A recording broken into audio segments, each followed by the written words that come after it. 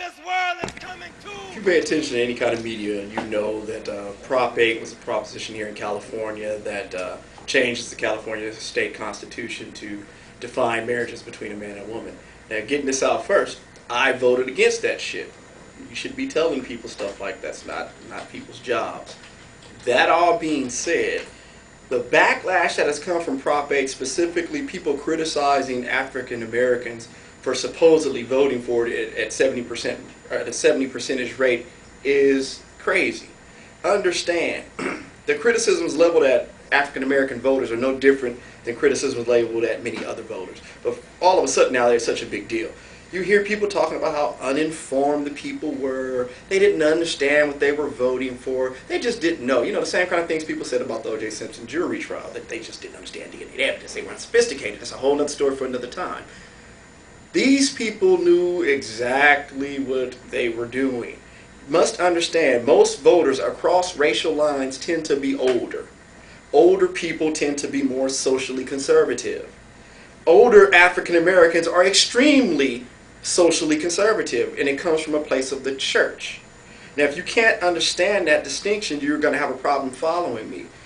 One of the vestiges of slavery, for those who can understand the vestige of slavery, is the connection to the church for African Americans. As slaves, you had nothing else. You had the church. That was your lifeline. That was your hope. So we have held tight to that. That's why it's been such a pillar in the black community. Well, if you believe that homosexuality is against God, not that you were born homosexual, that you choose to leave a homosexual lifestyle, well, game's over. Now, I do believe the vast majority of people who are homosexual were born that way. So you can't be mad at them. But we're talking about people who voted for Prop 8.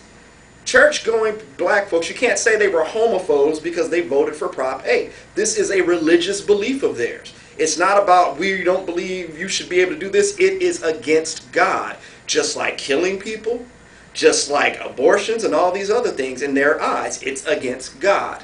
Period. So when you try to have a logical argument with someone who's basing their ideals on faith, you can't do it. The other thing that really irritates me is when people try to compare the gay rights movement to the civil rights movement. The modern gay rights movement initially basically started in the mid to late 1960s. People seem to think that the civil rights movement started in the 50s or 60s.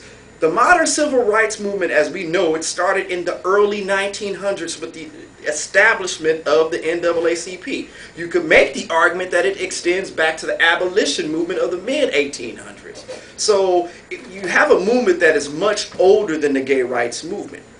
I've heard many advocates for the homosexual community say the gay is the new black, that we've been in the closet, we're not going to wait anymore. Understand, African Americans did not get civil rights in one election cycle, 2 election cycles, 3 election cycles. It was a fight that was a couple of 100 years.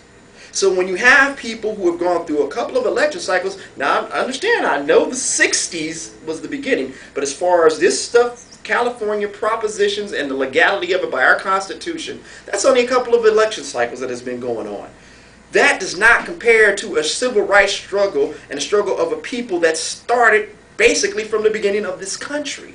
You can't compare the two. Another thing you can't do, and to understand, I am not saying that anyone should have to live their life in the closet.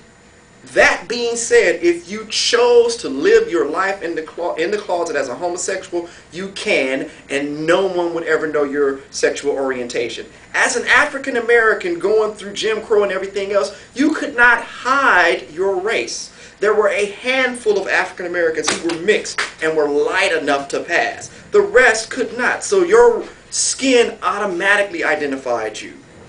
You didn't have, I understand you had laws where you could be arrested just for being in gay bars. Granted. I know that there's been gay bashing. Granted. You cannot compare that to lynchings and the amount of lynchings that went on to African Americans throughout the South. You have to understand you had 100 years of Jim Crow laws. Jim Crow laws are not just some name that people think about in history. These were real laws in different parts of the South. Things as simple as if you were an African American walking down the street and there was white folks there, you had to cross to the other side of the street.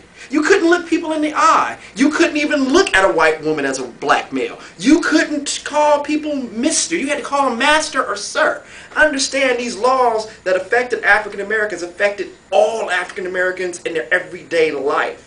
Again, if you choose to be in the closet, and I want to make this clear, you shouldn't have to, but if you chose to, no one would ever know your sexual orientation. So I understand wanting to compare it, and there are some similarities between the two movements, but if you want to try to convince people to get on your side, meaning these other African Americans who voted against it, you need to change your argument, because you're going to offend more people and turn more people off by trying to say it's just like your struggle. It's not just like that struggle. It is a struggle. It's a struggle that you should be fighting. It's not the same, and you should really think critically when you make that comparison. But all in the end, we'll make it through. Don't worry. It'll be great. The rhythm's a rebel. Without a pause, I'm lowering my level. The hard rhymer